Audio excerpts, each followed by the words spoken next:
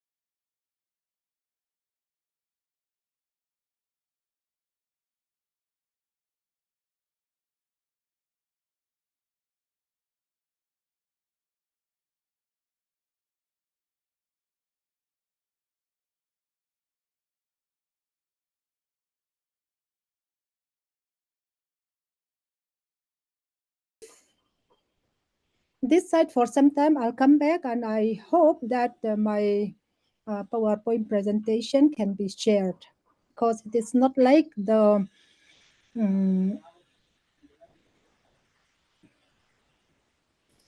as before. Okay, today I have a little problem, so please bear with me. I'll leave and I'll come back. I think everything will be all right by that time. Yes, ma'am, sure. Okay, yeah. Otherwise, okay, I cannot share. I'll come back.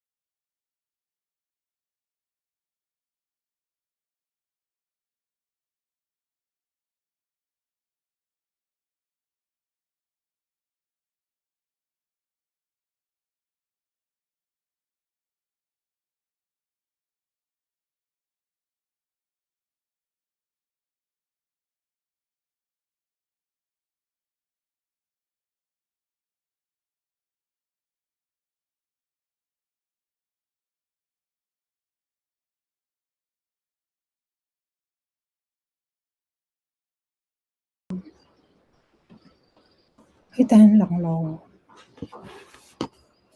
Hey, Windows sayang lula tayo. Hey, kamu kalau lihat Nó sẽ mà thấy cái lằng lầu. Không nghe cái zoom cả hay mình có click lại đâu này.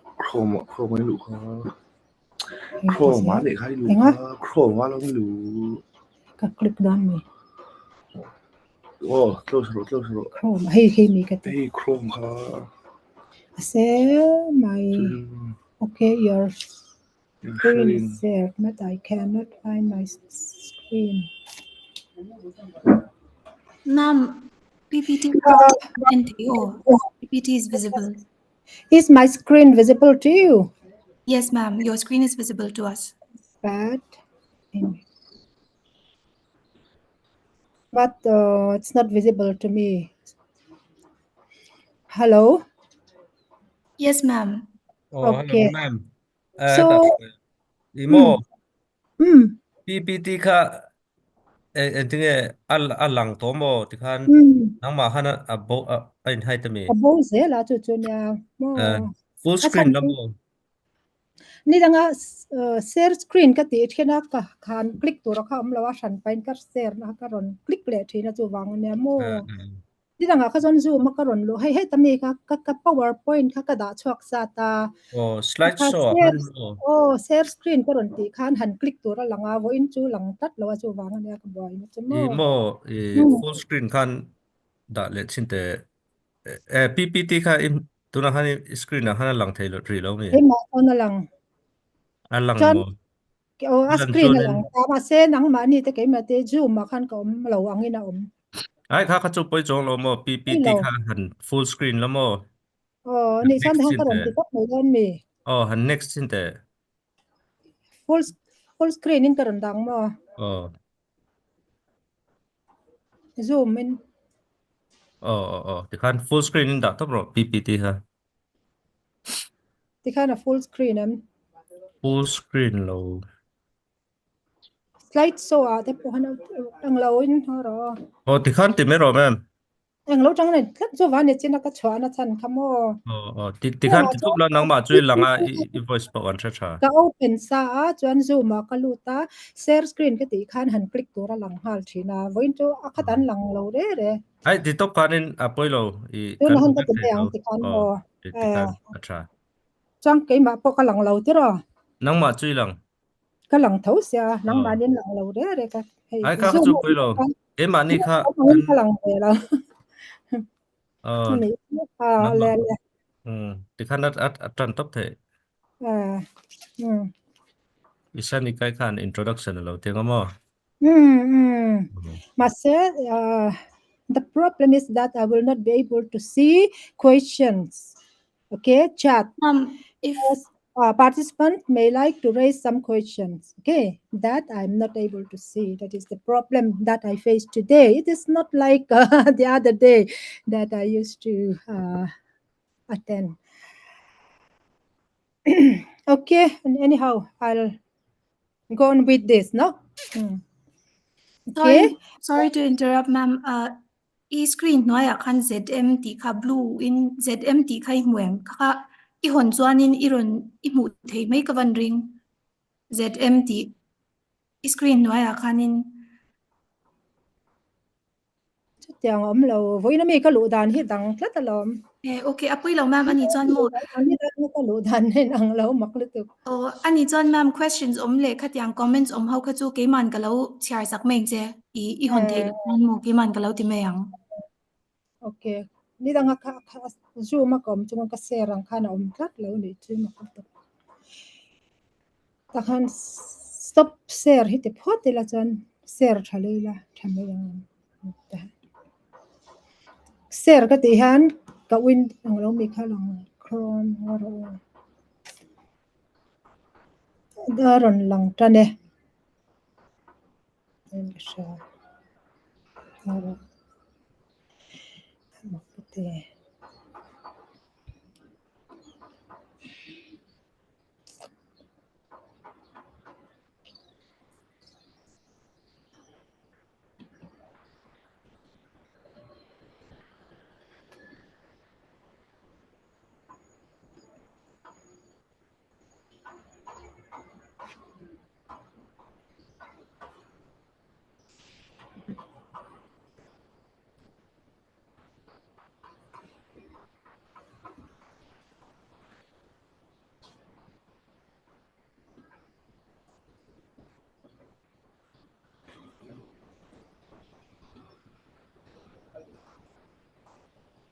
Share screen lang tu han share. Mero. Alam. Zoom update na.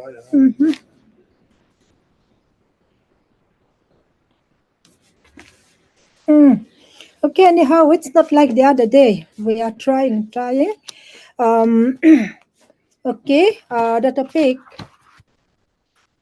given to me today is Indian higher education status challenges from NEP 2020 perspective.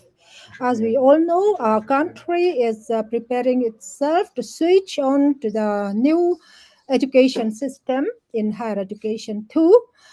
And to have better understanding of this national education policy, the new education policy that we are switching in, today I would like to highlight the existing status of higher education in India and the challenges that are being faced from the perspective of NEP 2020. First of all, we'll have an overview of higher education in our country. Okay, then we'll look into the challenges. So firstly, we can say that higher education institutions in our country are mainly categorized into three main types. Okay, this is mainly based on the All India Survey on Higher Education that is being conducted every year. So in that survey also, higher education institutions are categorized into these three. So standalone institutions, colleges, universities, and in the latest All India Survey on Higher Education report, okay, so far I have seen it was 2021 to 2022 data. So there are around 12,002 standalone institutions registered in AC portal, then 45,473 colleges and 1,168 universities registered in AC portal. Then in that year, okay, not all of them participated in giving the data. So most of the statistics that I'm going to show you today will be based on this data. Now, firstly, standalone institutions, in the AC report, they are also included under higher education. Although, the requirement for entry into these institutions, HSLC. So these are institutions not affiliated to universities. Okay, they need not to be affiliated to universities because they do not offer the degree courses. They offer only diploma level courses, and they are also not empowered to provide degree. So they run diploma level programs. So for example, technical institutes such as polytechnics recognized by AICT or State Directorate of Technical Education, etc. Okay, let me say a few things on how this can also be treated as a part of higher education. For example, in polytechnics, a student pursues diploma in, for example, civil engineering or electrical engineering, for example, in polytechnics. So a student can join this program after getting HSLC certificate, class 10. Okay, but for example, in this course, a student needs to complete 3 years to get the diploma. So by that time, other students who have pursued classes 11, 12, they must have already completed first year of BTech civil or electrical, for example. So after completion of diploma in civil engineering, for example, So other students who pursued general line education in class 11, 12, but first year of BTech Civil, they would have completed. So there is lateral entry for these students. So they are eligible to join second year of BTech in a technical college or technical department of a university. Okay, so that is the thing. And teacher training institutes recognized by SCRT, etc. Then nursing institutes recognized by Indian Nursing Council or State Nursing Council. Then institutes and the ministries directly managed by various central ministries. And then PG Diploma in Management institutes recognized by AICTE. Then paramedical institutes recognized by Paramedical Council of India or State Paramedical Council, etc. Then hotel management and catering institutes recognized by National Council for Hotel Management and Catering Technology, Noida. So these institutions, polytechnics or other institutions offering diploma level at this stage are also considered to be part of higher education in our country. And they are included in the All India Survey on Higher Education. Then the next stage of higher education is colleges. Okay, so this constitutes the largest part of higher education in our country, you can say. And this, colleges are institutions which are not empowered to provide degree or to grant degrees in its own name. That is why, they need affiliation or recognition from universities which are empowered to grant degrees. And as of now, colleges in India are of mainly three types. So most of the colleges in our country are affiliated colleges. Then few constant colleges, and apart from this, we have very few autonomous colleges. Okay, so autonomous colleges are not included in the AC survey and report. Okay, now while looking at the status of higher education in our country, particularly colleges. Okay, before we go further, what I would like you to note is that NEP 2020 is planning to phase out all affiliated colleges.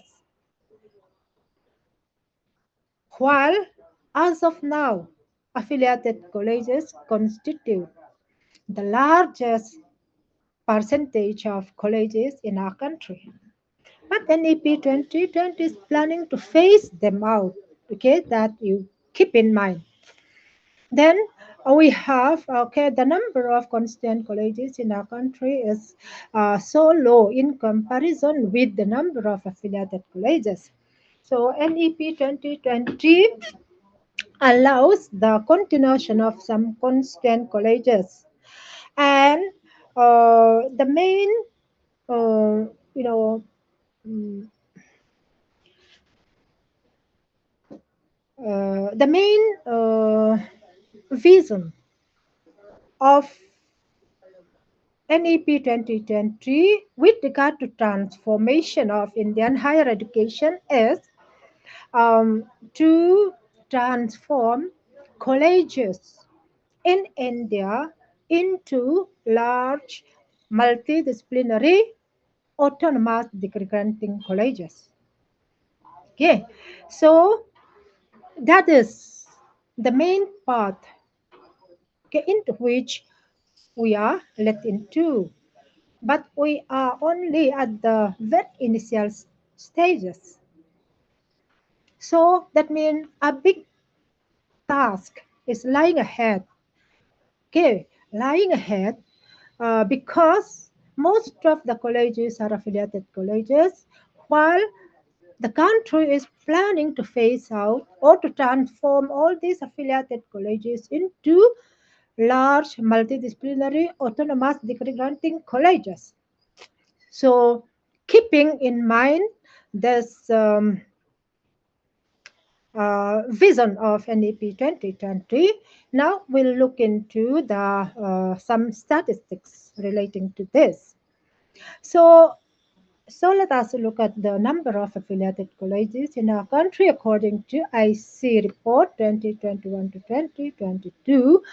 So there are colleges which are affiliated to central universities, to state public universities or state private universities or deemed university private or institute under state legislature act.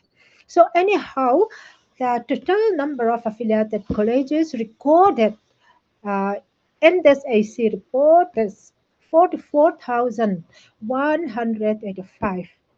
Now, you might remember the statistic which I have just shown about the number of colleges in our country. It is more than 45,000. Okay, 45,000, little more than 45,000. That is the number of colleges registered in IC portal. So out of this little more than 45,000 colleges in our country, 44,185 are affiliated colleges. So very large number. That means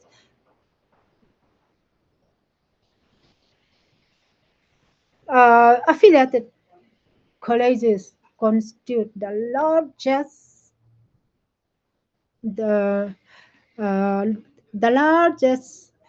portion of the largest number of colleges in our country.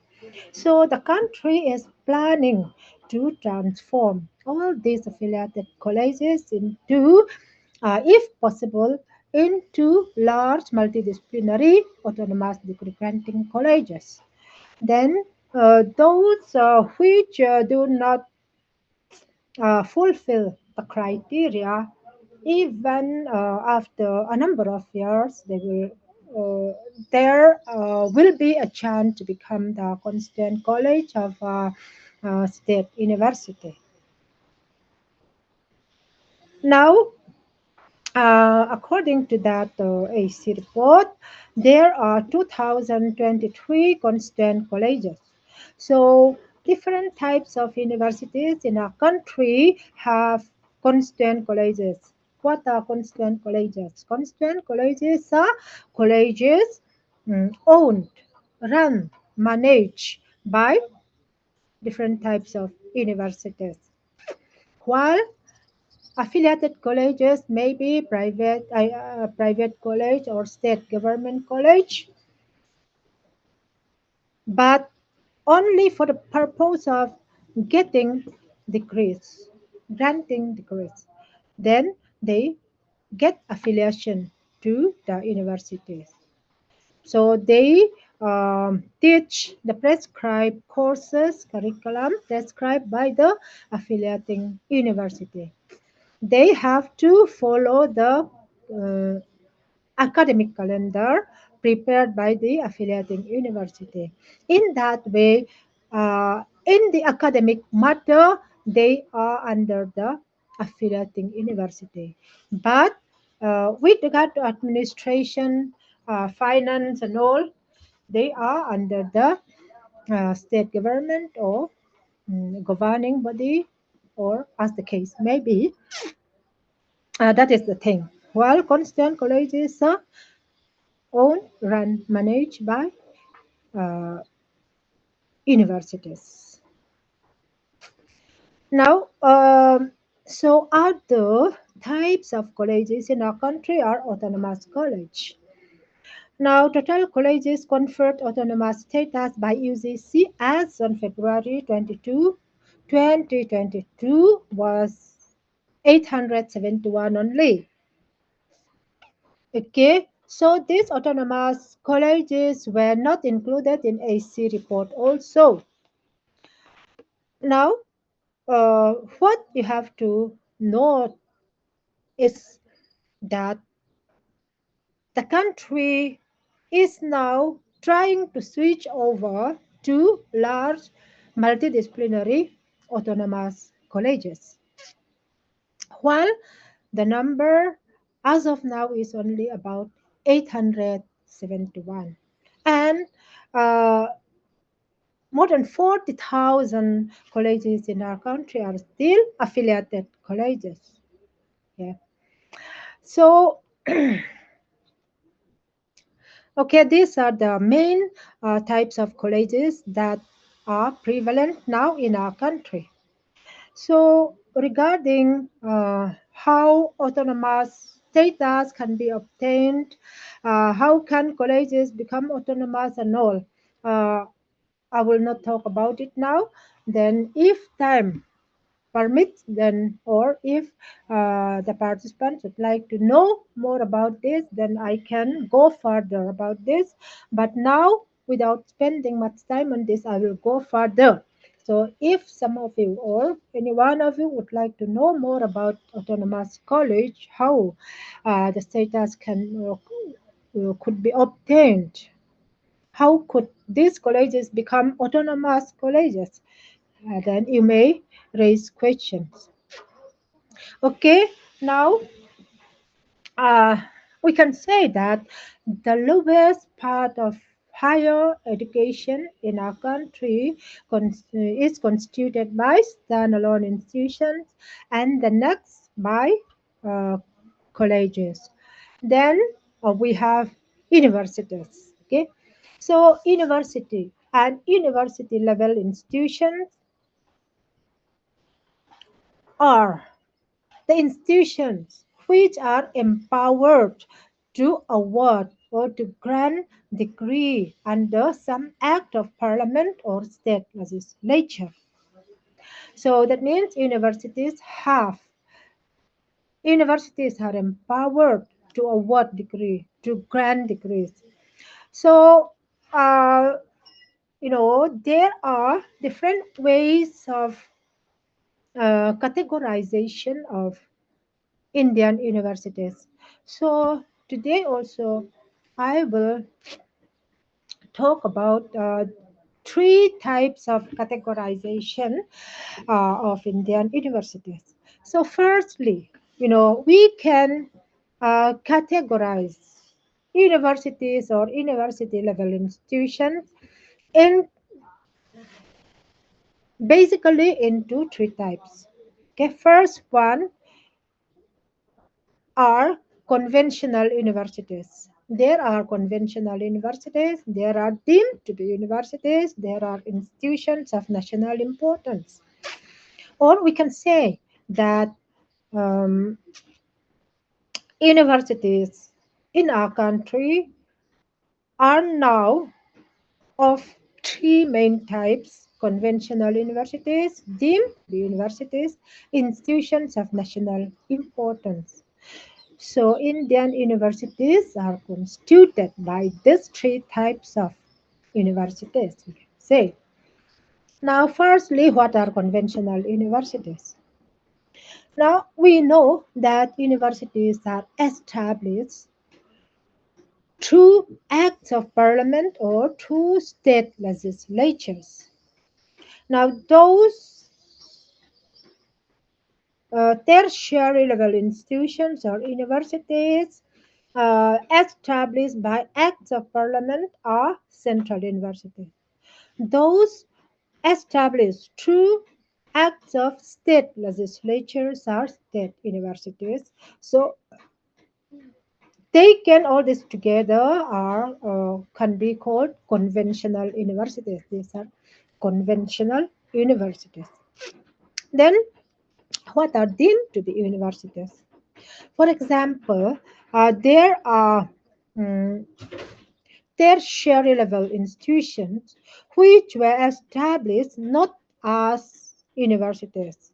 So in the beginning, they were established as some type of institutes or institutions or academy.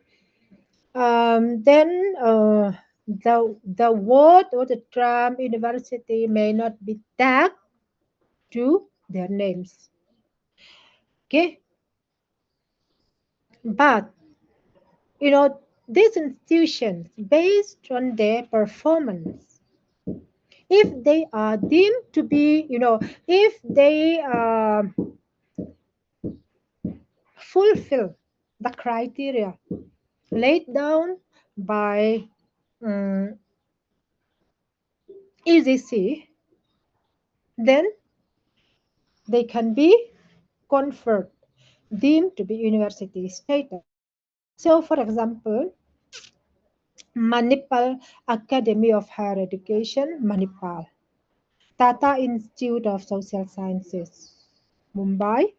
So these are only the two examples. For example, NEPA, New Delhi, and many other institutions. Okay, at the time of establishment, they were not universities, but they were institutes of higher education in a specialized field. But in order to promote quality of higher education in our country, ECC has scheme deemed to be university scheme, for which there are, which can be applied by institutions which consider themselves to be eligible for that. So criteria are met, and if the institutions consider themselves as fulfilling those criteria, then they can apply for this. Then after study of the self-study report and on-the-spot verification, field visit, and etc., if the institution is found to be good and have fulfilled the criteria, then Department of Higher Education, on the advice of the ECC, will confer deemed to be status to those institutions. So, Manipal Academy of Higher Education, although the term or the word university is not tagged to its name, it is deemed to be university. It is considered to be a university. Likewise, this Mumbai, so no word university is not tagged to its name, but it is deemed to be university. So likewise, there are a number of institutions which have received the status deemed to be universities. So they are considered to be universities. They are deemed to be universities. So the total number is only 124 due to the statistics that I have. Then again, there are institutions of national importance. So these are established or designated to be institutions of national importance by acts of parliament. So these institutions mostly undertake teaching and research in areas that are critical to national development. So, for example, in our country, the best higher education institutions in our country are institutions of national importance like AIMS, New Delhi. So IITs, we have IITs in different parts of the country, NITs, IIMs, IIITs, IISER. So these institutions are here and there in the country, and they mostly represent Indian higher education in the world university rankings also, and they are directly looked after by the center, so they are institutions of national importance, and the number according to IC report is only 153. So the largest number of universities in our country are conventional universities, and in that also the largest number are state universities, public or private. Then categorization of universities in our country into conventional universities deemed to be universities, institutions of national importance, is one way of categorization of universities or university level institutions in our country. Now, in terms of structure and organization, Indian universities also can be categorized into affiliating universities, unitary universities, and federal universities. Okay. So what are affiliating universities? Okay, affiliating universities, as we have said, since colleges since colleges are not empowered to grant degrees or to award degrees, so they only offer bachelor or undergraduate courses, and they teach that also according to the curriculum, syllabus, calendar of the affiliating university. So since colleges are not empowered to grant degrees, so they need universities which can grant or award degrees to college students. That is why we have affiliating universities in our country. Now,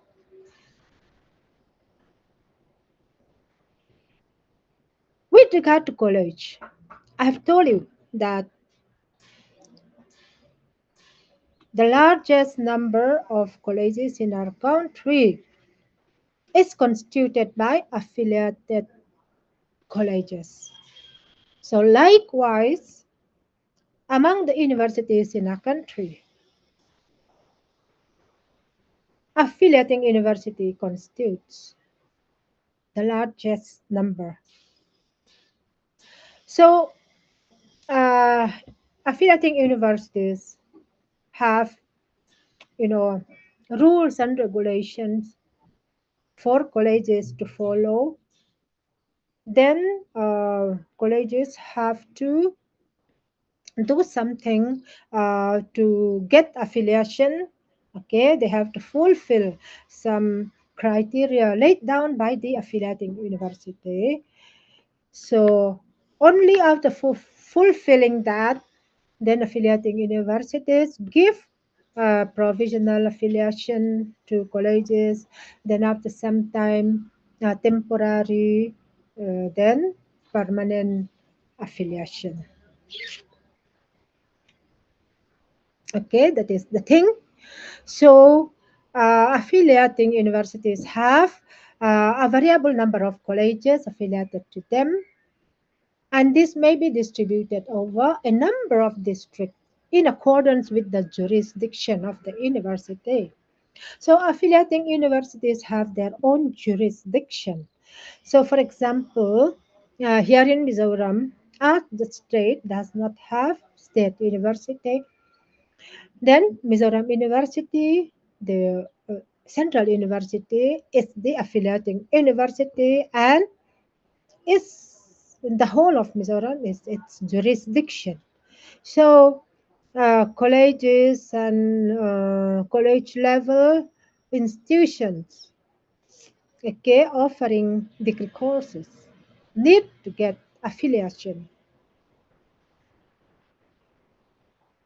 So they are affiliated to Mizoram University. So Mizoram University prescribes the courses, curriculum to be followed, then conduct examination, then grant degrees to college students.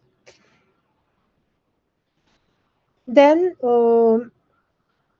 affiliated colleges mostly do undergraduate teaching, though some of them may be permitted to conduct PG classes in selected subjects. So, for example, in our country, there are affiliating universities which have so many affiliated colleges. For example, some time ago, Pune University, Osmania University had more than 700, 800 affiliated colleges. So the affiliating university has to conduct examination for all the college students. So if this number of colleges are affiliated to that, then how large, how big task would it be to conduct examination for all the college students? So in that way, it is considered that having many affiliated colleges taking care of them, take away much time, much much time and much energy of the university, and it has some negative effect on the performance of the university. Okay, that is why now also NEP 2020 is planning to do away with affiliating universities. So affiliating universities will be also transformed into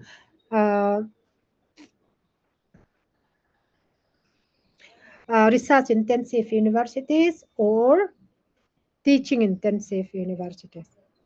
So as per NEP 2020, there would no more be affiliating universities in our country. So affiliating universities would be done away with. Actually, this affiliating university system continued to flourish too long here in India. While in many advanced countries of the world, okay, this type of universities had been stopped long time ago. Okay, according to one book that I have read, um,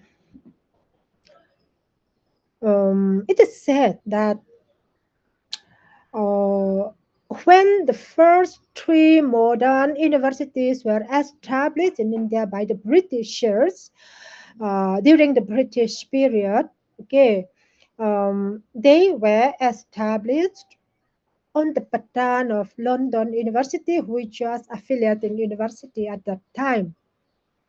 So we all might remember that the first three modern Indian universities established by the Britishers in India were Calcutta University, Bombay University, Madras University.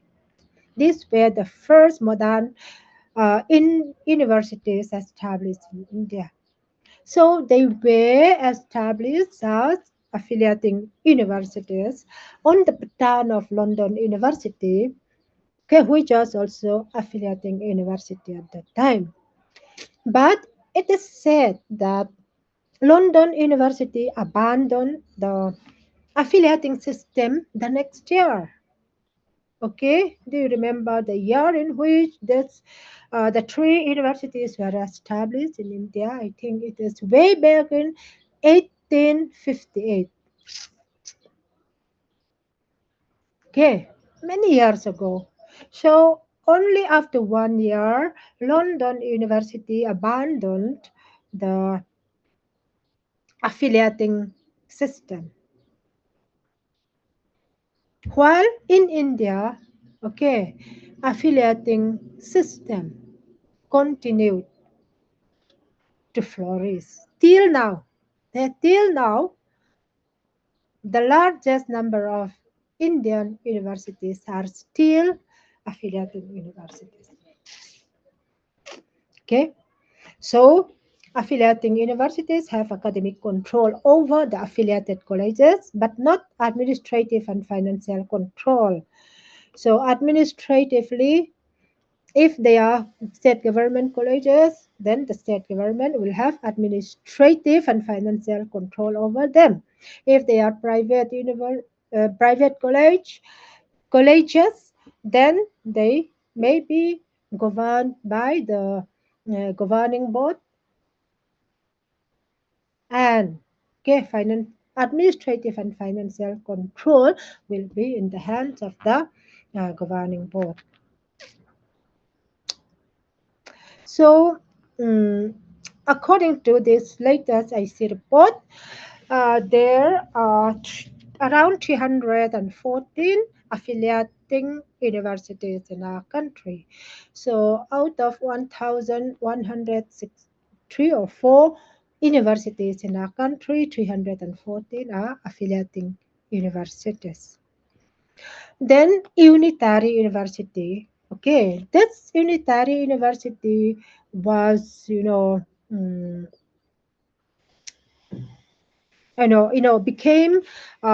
more and more popular here in India also, because these are the main types of universities in other parts of the world. So here, teaching and research is conducted on a single campus. There is a provision for both UG and PG teaching as also for research. The bulk of the students reside in hostels or within the prescribed jurisdiction of the university. It has full control over its administration, teachers, and techniques. Now, examples of some unitary universities in India are Aligarh Muslim University, Banaras Hindu University, MS University of Baroda, JNU, New Delhi, University of Hyderabad, Pondicherry University, and others. So, among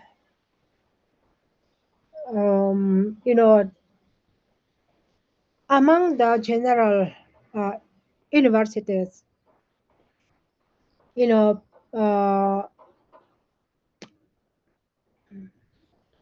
unitary universities are good universities in our country. Then there is another type of federal university, but which is not that popular in India. But federal, for example, federal university is a university where teaching work is shared by the university with its constituent colleges. So the university and its constituent colleges are situated in close proximity of each other. Its constituent colleges actively engage in a work of a university standard. The actual teaching, as far as possible, be provided by the constituent colleges under the guidance of the university. Okay, so if we look at this characteristics, in India, Delhi, University of Delhi is University of Delhi has these characteristics. Okay, it has many good constituent colleges in Delhi, and they work as under the University of Delhi as constituent colleges, so they have the federal characteristics. Then again, based on the management or funding agency, universities in our country can be classified into central universities, state universities, private universities. Okay, so according to the latest data that I have collected, we have central universities, 53 central universities, then one open university, IGNU. So this is also a central open university. Then we have 153 institutions of national importance. So they are all central. They can also be clubbed under central universities as they are directly governed, financed, and looked after by the center. Then state universities are many, then private universities are also many. Okay, so let this be the brief highlight on the status of higher education in our country. So based on what I have talked about, if there is any question, then we may answer that question. If not so, then I will continue. Then maybe at the end you can ask questions. Okay. So challenges. Okay, what are the challenges being faced from the perspective of NEP 2020? Okay, the first challenge is a severely fragmented higher educational ecosystem. Okay, severely fragmented means, the higher education system. We have just looked into how, Indian higher education system is, can be categorized into different types. And, the number of higher education institutions, the number of standalone institutions, the number of colleges, the number of universities in our country taken together is so many, so big and so large. Okay, so what does that mean? Okay, this fragmented higher education system implies that higher education system in our country is fragmented into small pieces. Particularly colleges and the standalone institutions, they are so small and fragmented. Now, according to the AC report that I have shown you, India has over 1,168 universities and 45,473 colleges registered in IC. Okay, so this reflects the overall severe fragmentation and small size of higher education institutions currently in the country. Okay, now from IC report, again, we can find that 35.8% of all colleges in the country run only a single program. Far from the multidisciplinary style of higher education that will be required in the 21st century. Okay, so we have many colleges in our country, but most of them are very small with only few students in it. Then only few programs being run in one college. Okay, so imagine a small college with low enrollment, with small number of teachers, and with very few programs offered. What kind of environment can we expect from that small college? Okay, now if we look at NEP 2020 vision, okay, it wants to transform our existing colleges into large multidisciplinary degree awarding autonomous colleges with a minimum of 3,000 students. Okay, with a minimum of 3,000 students. So NEP 2020 envisions that kind of college, large multidisciplinary colleges with 3,000 or more enrollment. But what is the status now? Over 24.5% of colleges have enrollment below 100. Okay, that is IC statistics has reported. Okay, 24.5% of colleges, that is out of 45,473, then 24.5% would constitute large number of colleges. Okay, so this many colleges have enrollment below 100. Okay, that shows that the college is so small and it cannot provide the environment required for the growth of students. Then again, okay, among those more than 45,000 colleges, only 4% of them have enrollment over 3,000. We have very few colleges in our country which have enrollment over 3,000. But many of them have enrollment below 100. So this implies that Indian higher educational ecosystem is so fragmented. We are scattered in different places. Small colleges scattered in different places. Okay, none of them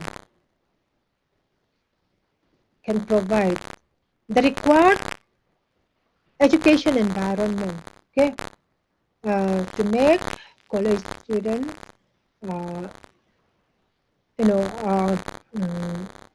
mature and useful citizens. So this is the thing. So this is a challenge, a severe challenge being faced in our country. So what do we need? Okay, we need to transform our colleges to make them large and multidisciplinary with large number of students. That means small colleges scattered in different places, okay, need to be amalgamated or something need to be done. So for this, UGC has already come out with some suggestions to solve this problem. So it is the responsibility of the authority in higher education in different parts of the country, okay, to implement the guidelines prepared by UGC based on NEP 2020 document.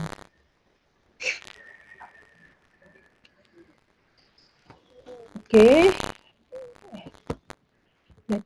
So another problem is a rigid separation of discipline with early specialization and streaming of students into narrow areas of study. So we all know that in our existing system there is a rigid separation of discipline. From class 11, students are, divided into different streams: science stream, art stream, commerce stream, vocational stream, and at an early stage, a student, okay, does not have any opportunity to know something about the stream of study which he or she does not offer. Okay, so this makes it difficult to make college students a complete student.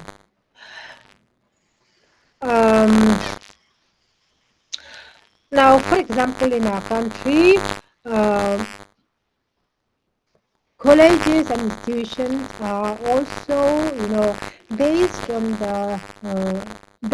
a single discipline. For example, you have nursing college, only nursing students are there. Pharmacy college, only students of pharmacy are there.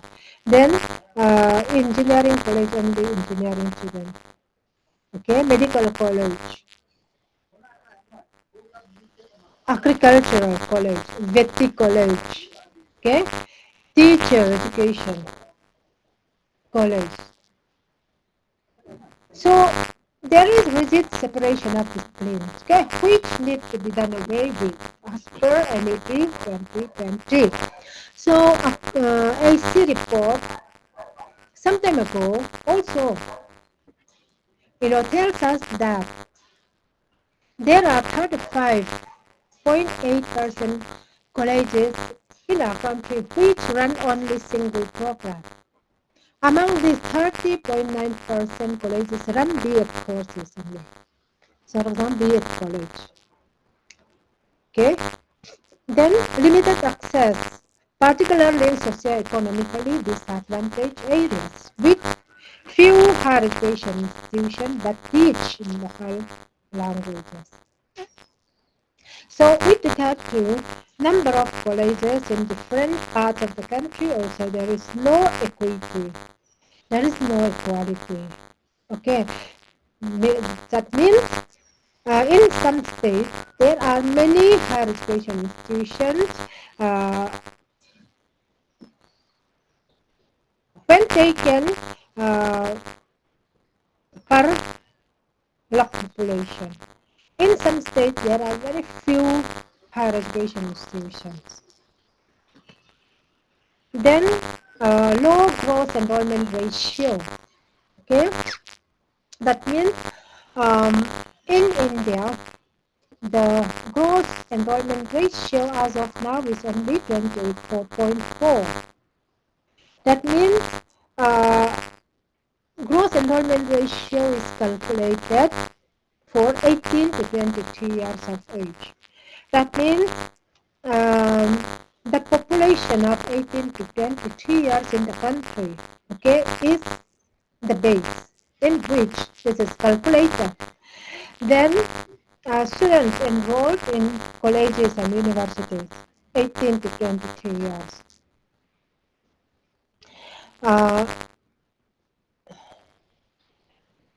So this calculation is done from the population of 18 to 22 years in the country. So as of now, it is only 28.4% of Indian youths who are in the age group of 18 to 22 years are enrolled in higher education institutions. Okay, which shows that around 70 to 73% of Indian youths in the age group of 18 to 22 years are not enrolled in any higher education institution. So that means our higher education is benefited by only a very small portion of Indian youths. Okay, this is a serious issue. This is a big challenge being faced. Now, although this data has become quite old, okay, this data shows that way back in, for example, many years ago, okay, some countries already achieved more than 100 or almost 100% of gross enrollment ratio in higher education. Now, India is still, okay, at the stage of having only 28.3% of GR in higher education. This is the position of Indian higher education. This poses a big challenge. Then limited teacher and institutional autonomy. Okay, there is no proper autonomy due to the system that is being followed, like affiliated colleges and affiliated university system. Then inadequate mechanism for merit-based career management and progression of faculty and institutional leaders. Okay? That means to select efficient and good institutional leaders. There is no proper mechanism. Then laser emphasis on research at most universities and colleges, and lack of competitive peer-reviewed research funding across disciplines. So that means we are facing a challenge of being weak in research in most institutions. Then suboptimal governance and leadership of higher education institutions is another challenge. Because in our existing system, governance and leadership of higher education institutions is deeply influenced and controlled by external bodies. Okay, and there is political interference in the appointment of VC and all and others. There is political interference. Okay, so this is a big challenge, a big problem, and ineffective regulatory system. Okay, so we need a reformation or transformation in our regulatory system. Now, what are the regulatory bodies in our higher education system now? Okay, now the biggest and the most important regulatory body in our country is EGC. So EGC is almost all in all. Okay, in our higher education, it is very important. It is also a regulatory council because it prepares regulations to be followed by colleges, and universities, and other higher education institutions. Then, apart from this, for different disciplines and courses of studies, we have different regulatory authorities. For example, for technical education and management education, we have AICTE, All India Council of Technical Education. For example, teacher education is regulated by NCTE. Then pharmacy is regulated by Pharmacy Council of India. Then we have Nursing Council of India. Then for different streams of education, there are different regulatory bodies. But it is said that there is no proper coordination among these regulatory bodies, and there is weakness in the regulatory system. So it is said that in other advanced countries of the world, there is a single big and effective regulatory body. And because of this, they have a good higher education system. So experts in the field of higher education feel that our regulatory system in our higher education needs to be transformed. So that is why, different committees and bodies have already recommended single regulatory body, to regulate higher education in our country. Accordingly, NEP 2020 also has come out with a new recommendation for new regulatory system in our higher education. Okay, so let us hope that something will be done to correct our regulatory system. Then another big challenge is large affiliating universities, resulting in low standards of undergraduate education. Okay. Now, since most of the colleges in our country are affiliated colleges, meaning that they just have to follow the curriculum courses prepared by the affiliating university. They just have to follow the academic calendar, and they do not have the autonomy to introduce innovations in the courses, in the curriculum, and in the pedagogy, examination system and all. They just have to follow the affiliating university, and they do not exercise their brain, their mind. Also, they just depend on the affiliating universities. So that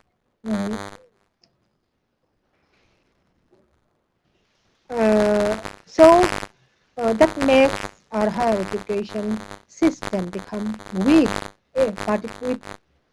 particularly with regard to introduction of innovations. And because of this, now NEP 2020 has a vision of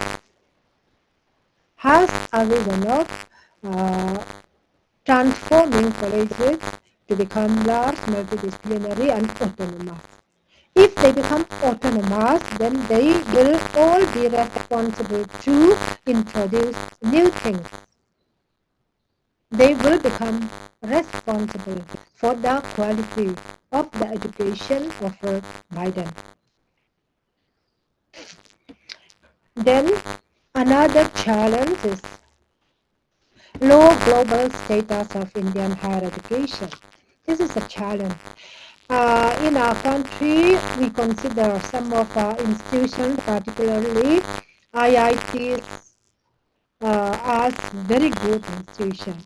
But when it comes to global ranking, like for example, Times Higher Education, Global University Ranking, World University Rankings, or QS, World University Ranking, even the best universities in that country, get very low rank. For example, in 2023, IISc Bengaluru was ranked first among Indian universities.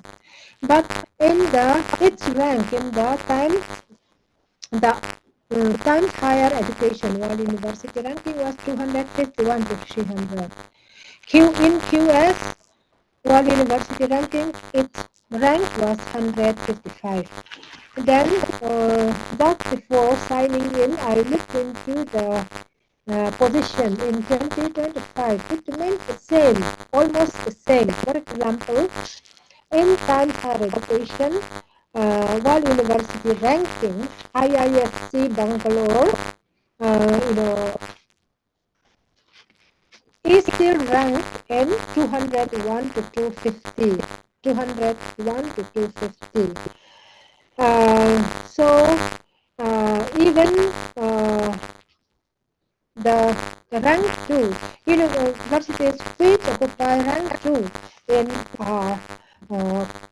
country's university ranking, they get only 400 to 500, 501 to 600, 601 to 800, and all these are their ranks. Okay, that means even the best universities in our country cannot get good ranks in all university rankings. It means that we still need improvement of our quality so that universities in our country can get good rank in the world universities, means so that universities are able to compete with the best universities in the world. So with regard to this quality, then we still have a big challenge, and we need lots of improvement in this regard. Okay, thank you. Now time is almost over, or just over. Okay, with this, thank you.